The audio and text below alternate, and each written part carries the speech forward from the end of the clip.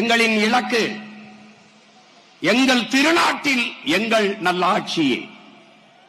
பசி, பஞ்சம், ஊழல், லஞ்சம், கொலை, கொள்ளை, சாதிய இழிவு, தீண்டாமை, அடக்குமுறை, ஒடுக்குமுறை, பெண்ணிய அடிமைத்தனம், பாலியல் வன்கொடுமை, வன கொள்ளை, மது, மத போதை, இது ஏதுமற்ற புதிய ஒரு தேசம் செய்வோம், மக்கள் புரட்சியால் அதை உறுதி செய்வோம் என்ற பெருங்கனவோடு களத்திற்கு வந்த பிள்ளைகள்.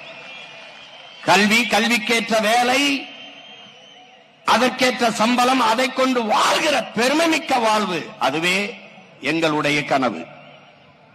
காட்டு வளம், கனிம வளம், கடல் வளம், மலை வளம், மண் வளம் எல்லாவற்றையும் காப்பது, தொழில் வளர்ச்சி, பொருளாதார மேம்பாடு, இவற்றுக்கெல்லாம் ஒரு அரசியல்.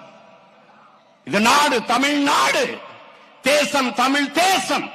இங்கு வாழ்கிற மக்களின் மொழி, கலை, இலக்கியம், பண்பாடு, வழிபாடு எல்லாவற்றையும் காப்பது ஒரு அரசியல். அந்த அரசியல் தமிழ் தேச அரசியல். சீமான் மீட்டிங்ல பேசுறாரு, மணல் அள்ளிட்டு போறாங்க, மணலுக்குள்ள நடக்குது. மணலுக்குள்ள போச்சுன்னா நீங்க குறுக்க உங்க கட்சிக்காரெல்லாம் விட்டு குறுக்க விட வேண்டியது. இப்போ ரியல் எஸ்டேட்னு இப்போ வந்து தமிழ்நாட்டில் வந்து அது முன்னணியில் இருக்குது. ரியல் எஸ்டேட் பிஸ்னஸ் வந்து ஒவ்வொரு கோடி கட்டி பறக்குது. பல ஆயிரம் கோடி வந்து வருமானங்களில் மாநிலத்துக்கு வருவாய் கிடைக்குது.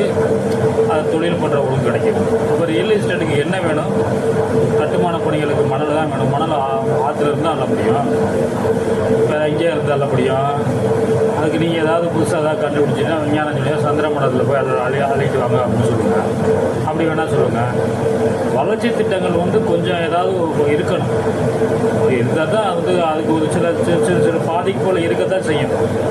மழை பெஞ்சுதான் தண்ணி ஆற்றுல போகும், அது மணல் தன்னால் உருவாகிறது. சும்மா வந்து மக்கள்கிட்ட வந்து ஒரு பதட்டத்தை உருவாக்குறது, ஒரு பயத்தை உருவாக்குறது, அதன் மூலமாக வந்து அறுவடை பண்ணுறது.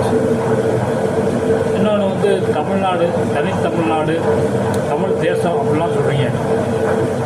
இப்போ எல்லாம் முடிஞ்சதுக்கு அப்புறமா மும்மொழி கொள்கைன்னு குணத்தில் இந்தியை திணிக்கிறான், அதெல்லாம் ஏற்று கேட்க மாட்டீங்க. மொத்தம் பாராளுமன்றத்தில் வந்து தமிழர்கள் நாகரிகம் மற்றவர்னு கேட்குறாரு, ஒரு அமைச்சர் பேசுகிறாரு, அதையே என்ன ஏதுன்னு கேட்க மாட்டீங்க. தமிழர்கள் திருடர்கள் அப்படின்னு சொல்லி ஒருத்தர் ஒரிசாவில் பரப்புரை பண்ணுறாரு, அதுவும் என்னன்னு கேட்க மாட்டீங்க. இது எதுவுமே கேட்காம எல்லாத்தையும் விட்டுட்டு, அதாவது வந்து தும்ப விட்டுட்டு வாழை பிடிச்சிட்டோம்னா ஒருத்தன் வந்து அந்த கதையாக தான் இருக்குது. எல்லாம் முடிஞ்சதுக்கப்புறம் நான் வந்து தமிழ் தேசம்னா நீங்கள் வந்து நித்யானந்த மாதிரி புஜிலிஜீவோ இல்லை புஜிலிஜீவோ தான் உருவாக்க முடியும்.